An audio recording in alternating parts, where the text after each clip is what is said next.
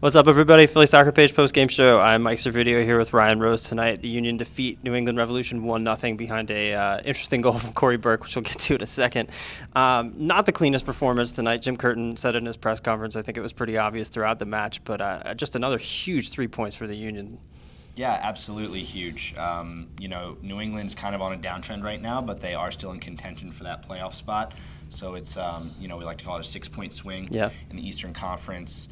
And just as important is the momentum that the Union have going. I mean, if you lose to a downtrending New England side at home, or even if you draw, that really kills your momentum. This way they can keep it going, keep this rolling. Yeah, I think that was the worry going into this too. I mean, we talked a little bit about it before the game, and we talked about it with some of the other media guys that, in years past, this has been the letdown game. Whereas, the hype has been there all week. The national media is starting to buy in a little bit to Philadelphia Union. The Union Twitter account is certainly buying into Philadelphia Union. But they go out and they do get this result tonight. And I think that's a huge point forward for them. Yeah, absolutely. Certainly in the past, we've seen them stumble at this point, and it's great to see them carried out. Yeah. So let's talk a little bit about the goal. Corey Burke scores again, 8-8 now. Amazing run from the rookie. An interesting goal tonight where it looks like it's initially flagged for offsides.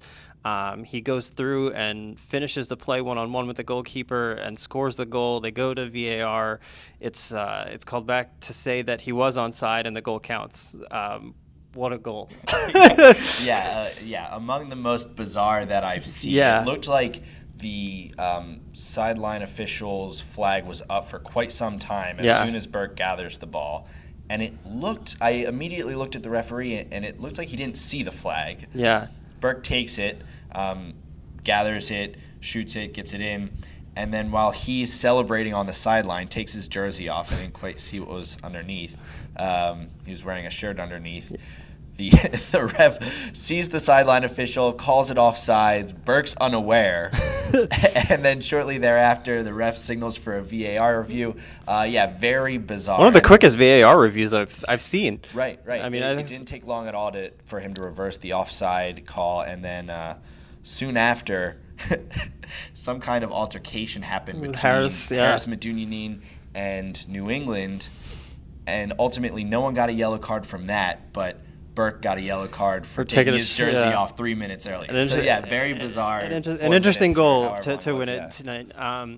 New England did a really good job, particularly in the first half, limiting the touches for the midfield trio of Ali Bedoya, Borek Dishkal, and Harris Medunjanin. Do you see that as the way that teams are going to try to contain the Philadelphia Union for the next couple of weeks? I think you'll at least see it here and there because it did contain them when they are able to run and pass freely. They absolutely dominate the game.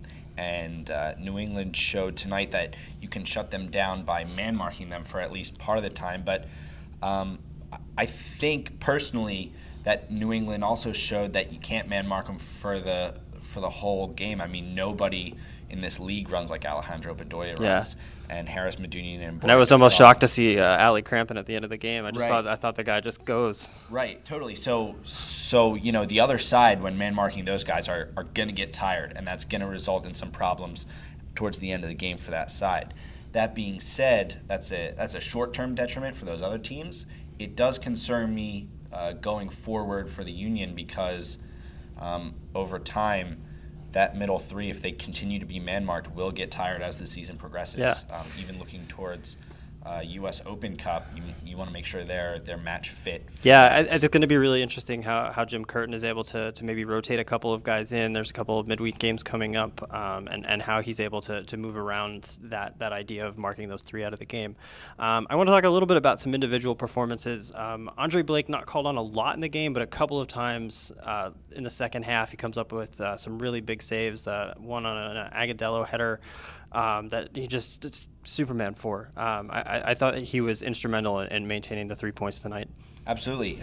Quick reflexes always from Andre Blake, and he has this uncanny ability it looks like he's off balance or he's going one direction, and he just shifts his momentum to the other direction so quickly, so fluidly, and he keeps those out of net, and it's really impressive to watch.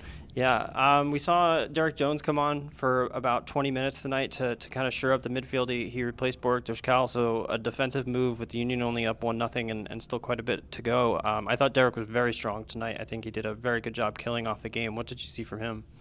Um, I thought he was solid. Didn't make any mistakes, and I think really that's where Jones has been losing his playing time, is because he'll have a great game, but then he'll make one or two mistakes that really concerns Jim Curtin. And he did well not to do that tonight. And even I saw him getting the crowd revved up a few times. Yeah. He really is a crowd favorite when he plays, and it's great to see him getting some playing time again.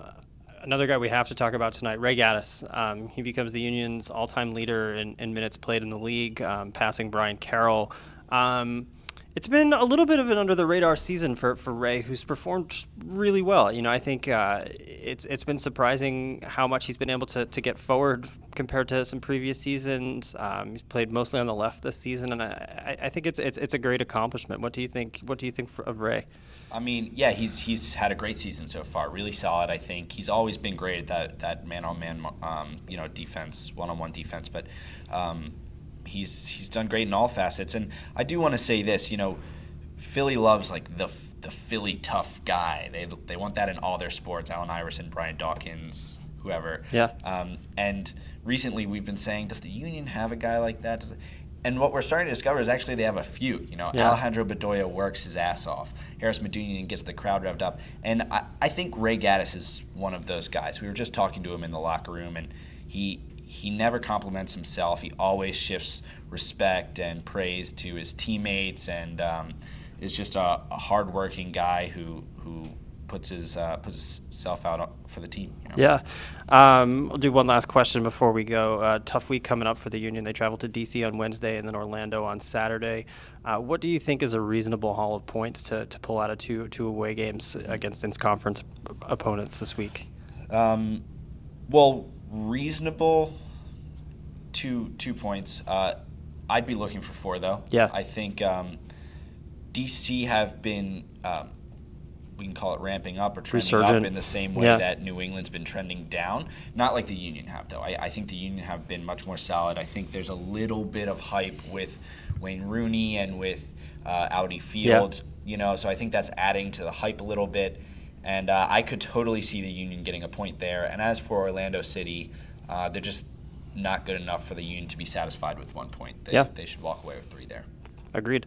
I think we'll wrap up there. We'll be back here in 2 weeks when the Union hosts Montreal. We'll see you then.